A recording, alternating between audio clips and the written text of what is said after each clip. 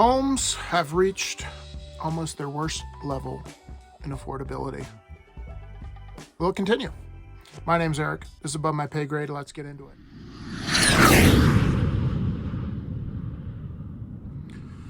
All right, party people.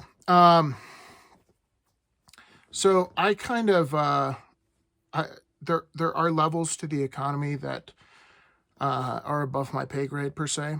I'm learning, but a lot of the stuff seems fairly simple to me, and home prices are one of those things. I was reading an article on CNBC today. I'm going to read some of it here. As of April 21st, the payment to income ratio has reached 32.5% of the average person's income for home payments. It goes on in the article to talk about how it has not been this bad since July of 2006. So the question is, what's causing it? And should you FOMO into this market? And FOMO is never good. If you don't know what FOMO is, fear of missing out. So we all have this capacity, and it is funny with assets. I've noticed this with Bitcoin, for instance, or gold, really any asset. Once it starts hitting the news and it's reaching all-time highs, that's when your average person comes in and is like, I should buy some. And that's exactly what's going on with housing right now. It's higher than it's ever been adjusted for inflation. The price is higher than it's ever been. Like I said, the payment's not yet there, but it's going to get there if the Fed raises interest rates by 0.5% in a couple days. So the question is, will it keep going up? And this is where I think it's important to take a step back and think logically, what keeps prices up? It's supply and demand. And obviously supply is low right now. So that would be a big question to ask. Is supply going to stay low? And will demand stay high? I don't think so. I don't think demand will stay high. And if you're one of those people that wants to FOMO into a house, you definitely need a place to live, but is now a good time to do that? Another statistic from this article. Payments are up, your average payment for houses, since the pandemic is up 72%. $790 since the onset of the pandemic. The average payment is up $790. Is that sustainable? No. The question is, how bad is the fall going to be? And if you're one of those people that either invest in real estate or is looking to purchase for yourself, you have to make these calculations and think, if you have these emotions of, I'll never get a house if I don't buy now. And I understand everyone's situation is different. But in general, if you can take emotions out of it and look at the numbers and say, hold on a second, this looks like paranoia, or not paranoia, what's the word I'm looking for? That euphoric kind of, get in the market, it only goes up. And if you've ever seen The Big Short, the movie, a lot of people don't understand like what actually caused the housing market. But there's a lot of what they call derivatives on top of the housing market today. And all those are side bets on housing market going up and these mortgage-backed securities, and specifically commercial mortgage-backed securities. So what that means is a lot of these banks can have issues, not even if the commercial real estate market crashes, it can affect the residential real estate market. And if you've understood what's going on the last couple of years when it comes to commercial real estate, they're having a real hard time. So there's a lot of, as George Gammon says, there's a lot of cross currents going on. But I like to simplify it down to the most basic thing. People need a place to live.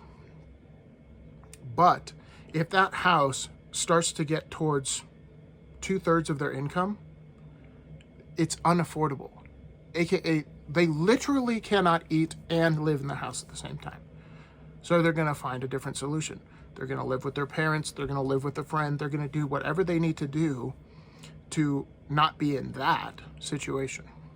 So we're reaching that peak of affordability for your average person. And you might think that companies like BlackRock and Zillow, they'll buy up all the houses.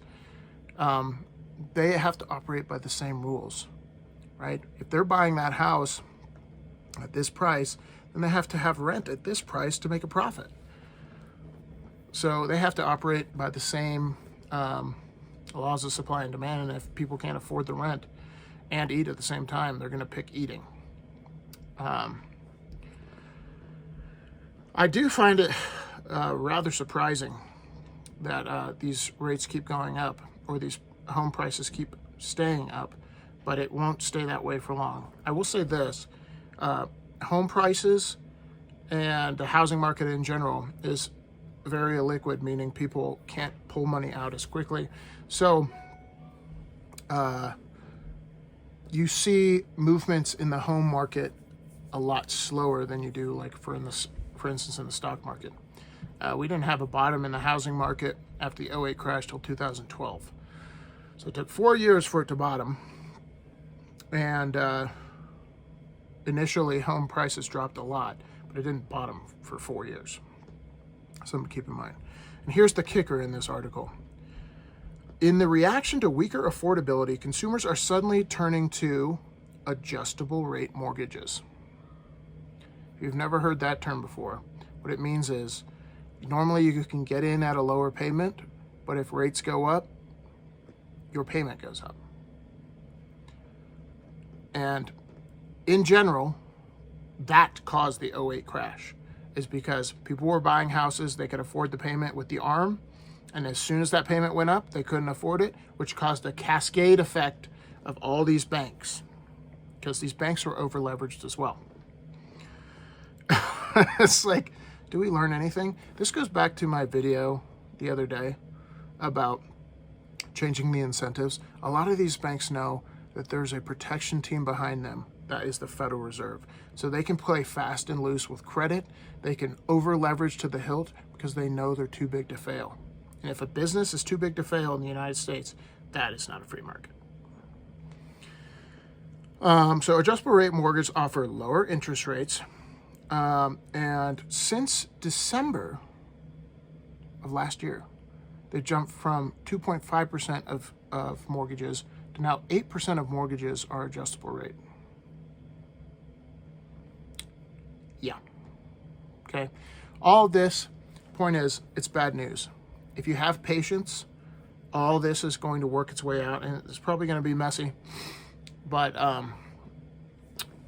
my opinion, now is not the time to get into housing.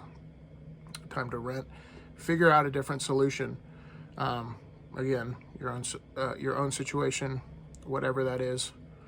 But that's just my thought pattern for myself. I would not want to get into a new house, a rental, anything like that right now. Let's let the dust settle, and all of this over leveraging and risk taking that people are doing, they're going to have issues down the road, because they're always operating right at the razor's edge.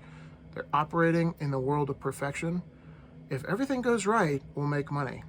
But if one thing goes wrong, that's when the dominoes start to fall. So, anyways, thanks for listening to me pontificate. If you like this stuff, like, share, subscribe, and I'll see you in the next one. Peace.